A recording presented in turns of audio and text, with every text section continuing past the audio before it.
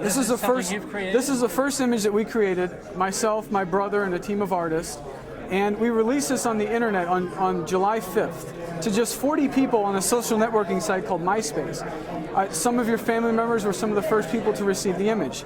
Within a few days, it was all over the alternative news websites. It was all over. People were using it as their main profile on their MySpace profiles. And your wife Carol even contacted me through MySpace to let me know that she had the image as a screensaver in her computer. That's right. And that's, you talk about the power of the internet. And that's the unbelievable force that 10 years ago that would never have been able to happen. Now I want to know, what was your first reaction when you saw this image? I thought it was very serious and good, but the first reaction was, I generally don't like to look at myself, but it's unique and different is what it is. I can tell it looks like a photograph, but immediately it's not a photograph, and it I think reveals me thinking seriously, and I've always been a serious person. So I looked at it very favorably, but I thought it was different and new and creative. Mm-hmm. Now, what did you think have you seen this image before? I have. And that, of course, I can say about the same thing. And I like that because it makes me think of somebody standing tall for something, for some sort of principle. And what we've done is we've created these as what we call an activist card, and people purchase these through our website and they hand them out to people on the streets. And the nice thing about these is that when you're handed something like this, and you're a perfect stranger who pays no attention to politics, who's never heard of Ron Paul before, they immediately look at it and they think, well, this person must be important, otherwise they wouldn't have a card like this. And then they turn it over and might find out what we stand for. Exactly. And these are just some of the bullet points that we put on there. End the war, save the internet, abolish the income tax, legalize freedom, restore our Constitution.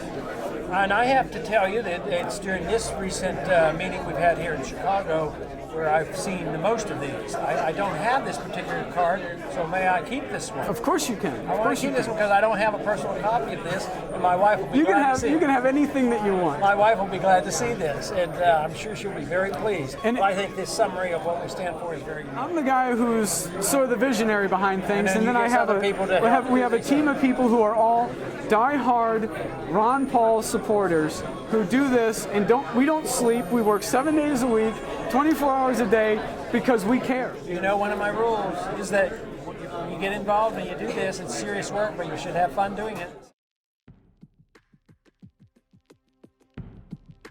To be honest, I've never really been all that political of an individual.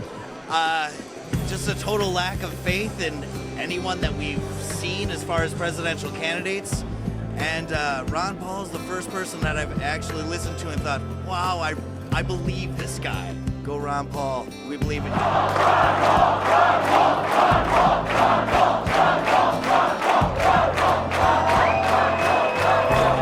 I will drink the cup,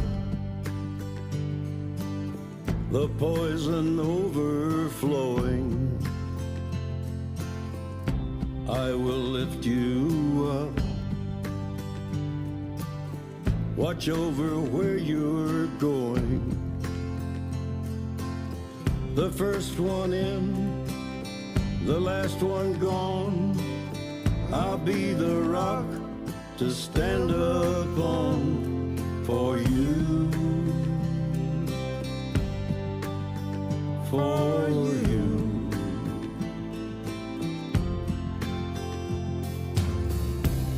My spirit aches, and I can't stop this river flowing. In fear I take each labored breath I draw in knowing that this could be my life, my final hour. But faith and hope and love give me the power for you, for you.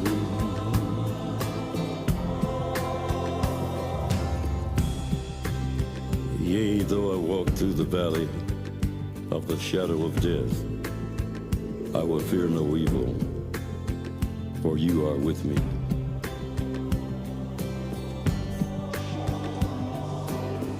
You are with me. I'll be your salvation, though the storms surrounding. There are no conditions lay my body down.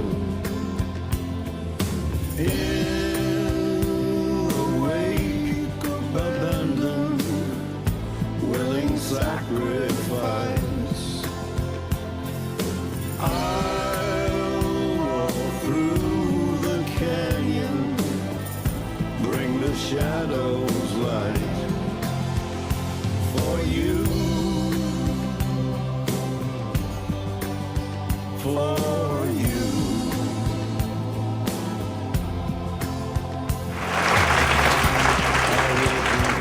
We as a country face a lot of problems today, and I talk a lot about those problems, but the truth is we have a campaign of hope. We do not despair, because if we do the right things, things will come out all right. That does not mean we don't have difficulties, but it just means that we have to be persistent, and our message and our voices have to be heard.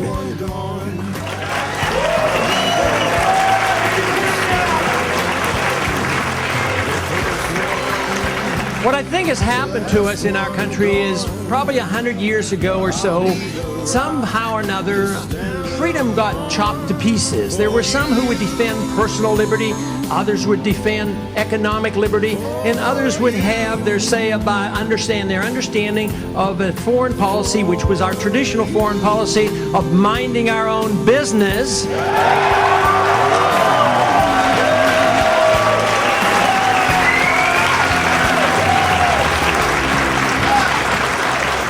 And today our goal has to be to bring it back together again. Personal liberty is economic liberty, and true freedom and following the Constitution means that we will be bringing our troops home.